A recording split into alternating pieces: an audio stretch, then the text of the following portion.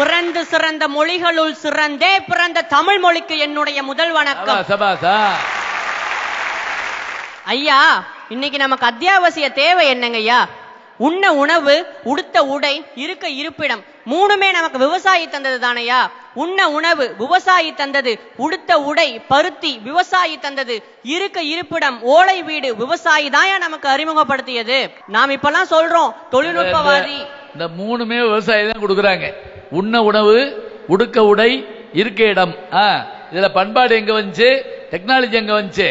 நாமெல்லாம் சொல்றோம் அப்துல் கலாம் தொழில்நுட்பவாதி அப்படின்னு. அவரோட அழகான வாக்கியம் ஒண்ணு இருக்கு தெரியுமா? Agriculture is the only key which can reduce the poverty. ஏழ்மையை ஒழிக்கக்கூடிய ஒரே சாவி விவசாயம் மட்டும்தான் சொன்னாரே. ஐயா, வறுமை கோட்டுக்கு கீழே இருக்கிறவங்க இன்னைக்கு இருக்காங்களா ஐயா? கட்டாயம் இருக்காங்க.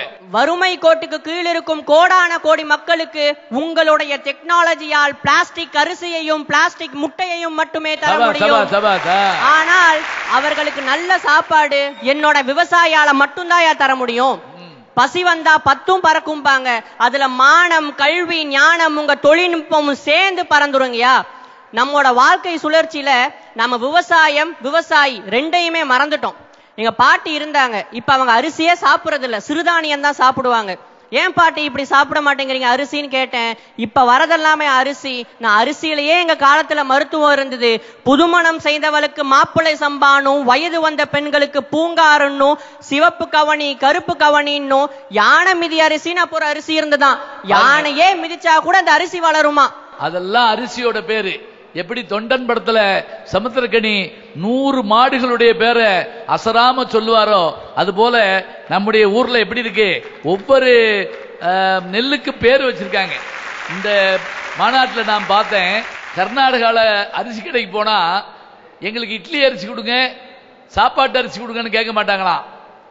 ஆஸ்துமாக்கு அரிசி கொடுங்க, சக்கரை வியாதிக்கு அரிசி கொடுங்க, பிரசவத்துக்கு அரிசி கொடுங்கன்னு கேட்பாங்களாம். அந்தந்த அரிசியை வாங்கி சாப்பிட்டா அந்தந்த நோய் போயிடும் சொல்ற அளவுக்கு நம் நாட்டில் அபூர்வமான நெல் இருக்குன்னு சொன்னா உணவே மருந்து, மருந்தே உணவு.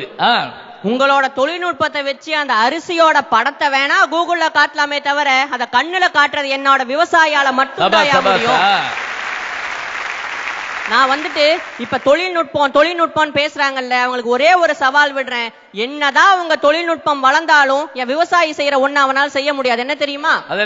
என்னதான் உங்க தொழில்நுட்பம் வளர்ந்தாலும் ஒரு நெல்மணியை டவுன்லோட் பண்ணி ஒரு அரிசியை உங்களால ஷேர் பண்ணவே முடியாதியா? அதனாலதான் சொல்றேன், தற்போதைய சூழலுக்கு அரிசிய சோறு பண்ணலாமே தவிர ஷேர் பண்ண முடியாது. அதனாலதான் சொல்றேன், தற்போதைய சூழலுக்கு அவசிய தேவை விவசாயம், விவசாயம் மட்டும்தான்.